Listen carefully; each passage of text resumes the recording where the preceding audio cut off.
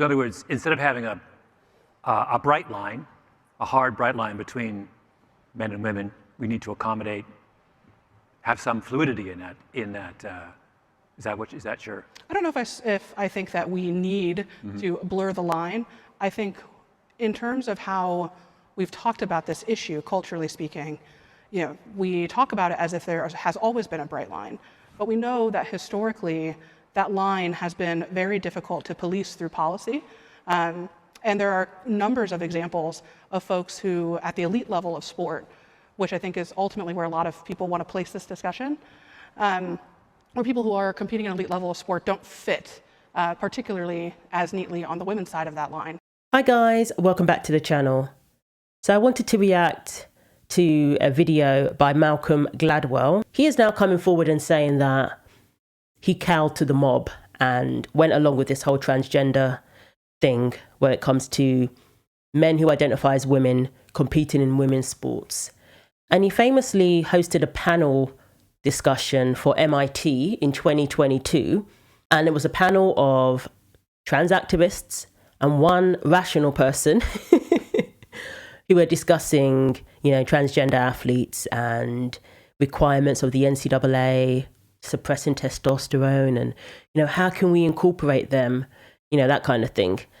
And that's what it seemed to be getting at in this panel discussion. But they all sat down and discussed it very rationally. That's one thing I noticed. Today, I don't think people with opposing views like that could sit down and discuss it rationally because the extent for what one is advocating for is apparent now. So, it's hard to sit down and rationally discuss ways to disenfranchise women, rationally discuss ways to abuse women and to steal from them, taking opportunities away from them. I just don't see that being something that we can discuss rationally today. But back then in 2022 was all very new still to some degree. I mean, Leah Thomas just came on the scene the previous year. So I think it was more a matter of seeing these people as a different subset of women. I think people still had that mentality when it came to, men competing in women's sports. But now you can just openly say, we're talking about men here. We're not talking about a subset of women. So Malcolm Gladwell is an author. He's best known for books such as Outliers. And he sat down on Tuesday for an interview with the Real Science of Sport podcast, where he reflected on his role in a 2022 MIT Sloan Sports Analytics Conference panel about transgender participation in women's sports. He admitted he did not speak his mind at the time. From the little snippets I saw of the panel discussion, it seemed that he tried to remain neutral the whole time. He said that the discussion was held today. Most people would agree that trans athletes have no place in the female category. He believes that most people on the panel would agree to that today. I don't think there's any question, he said. Okay, so the rational guy on the panel, I've just discovered his name is Ross Tucker and he's a sports scientist. So that's why he was on that panel. And he's South African. He actually was the one who hosts the podcast that Malcolm Gladwell was on, where he said that I wish I had actually backed you up because he was the only rational person on the panel. He was outnumbered. If we did a replay of that exact panel at the Sloan Conference this coming March, it runs in exactly the opposite direction. And it would be, I suspect, near unanimity in the room that trans athletes have no place in the female category. I don't think there's any question. I just think it was a strange, the reason I'm ashamed of my performance at that panel because I share your position 100%, and I was cowed. The idea of saying anything on this issue, I was, I believe in retrospect, in a dishonest way. I was objective in a dishonest way. I let a lot of howlers pass. Wow. So he's saying, yeah, I was objective. That was my goal, but I was objective in a dishonest way. Now, if you look at shows such as Piers Morgan Uncensored, his position is very clear. Even though he leans left, generally speaking, when it comes to the issue of trans athletes in women's sports, He's made his position very clear. But he does allow people of opposing views to speak, and on occasion he challenges them. And it's great. He allows them to speak uncensored. And I think that's why he does attract people on the left to come onto his show and speak their mind. But he also attracts people on the right, and these people are allowed to be challenged. So maybe he's saying that he wished he had taken that approach, as opposed to being so objective and so neutral that you're allowing all sorts of nonsense to be spewed without anyone challenging them. Ross was there, but he didn't really go back and forth with the trans activists. There wasn't any debate, so to speak. It was more so answering Malcolm's questions and presenting arguments for and against. So yeah, I guess that's what he's saying, that perhaps he could have gone more down the Piers Morgan route. You should, I think in your case, you should either compete against male pickleball players or compete that's what you think. Or compete in but you are not everybody, Piers. Or you compete and in a I do agree that there are many who agree with you and there are many who agree with me that there is no threat. I don't know why you want to be transgender women. Sarah, why do you want to be a cheat? I mean, seriously, why do you want to be a cheat? That's what you're doing. You're cheating. Cheating? No, yes. That's very disrespectful. I think that's you know what, Dr. Webley? It really isn't. It cuts to the heart of the debate. It is cheating. It is knowingly using a superior biology from birth to beat women who are born with female bodies. It is cheating. I'm not a scientist. And it's time to call it out for what it is. And Dr. Webley, the idea you're a doctor and don't think that this is about science is breathtaking to me. Breathtaking. Of course it's about human science. Being. I'm a doctor, I'm a human being, I'm a compassionate person. What's that got to do with it? Why aren't you compassionate to women who are losing gold medals to men? I don't understand why you have this, both of you have this huge thing where we have to, not one single woman must be affected by these terrible trans people. What about inclusion? We are living in a world where we want everybody to it's got nothing to do with inclusion. Together. This is where the trouble starts. It has everything What's to do inclusive with about women losing to men at boxing? What's inclusive about that? Very clearly that in this panel we have 3 women and we have 1 man. You've been very clear about that. Well, you have 2 women, 1 man and 1 trans woman. I love that, Piers. Absolutely love that. But I will say, just a slight correction, 2 women and 2 men on the panel. But, you know.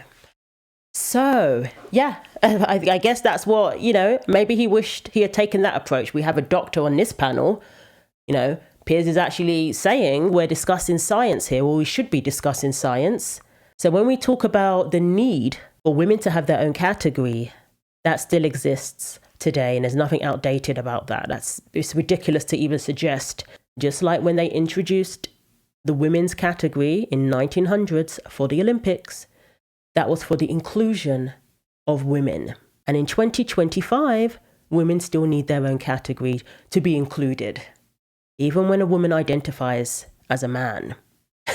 If she wants to compete at that level at the Olympics, she has to compete in the women's category. If that doesn't tell you how important the women's category is for the inclusion of women, I don't know what will.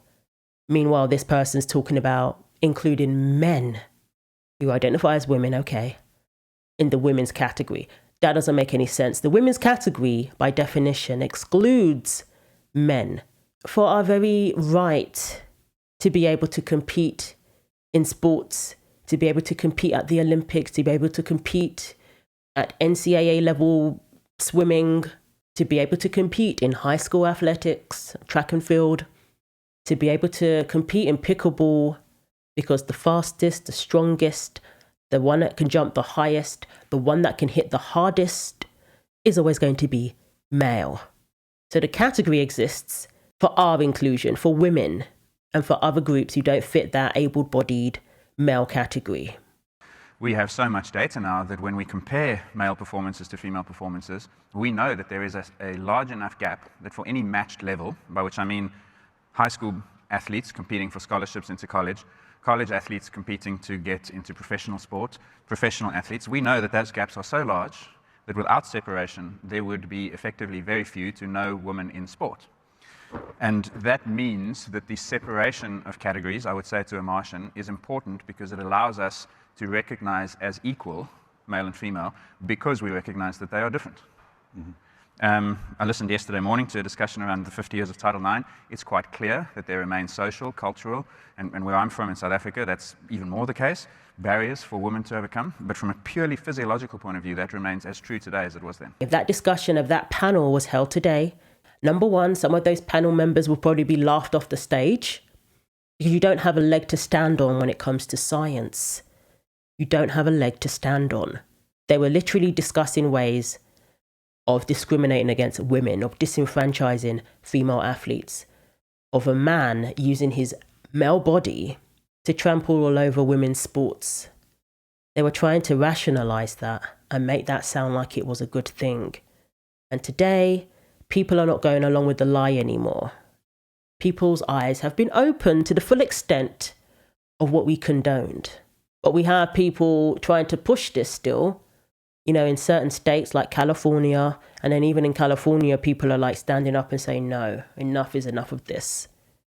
But there were a few who were still trying to push this agenda.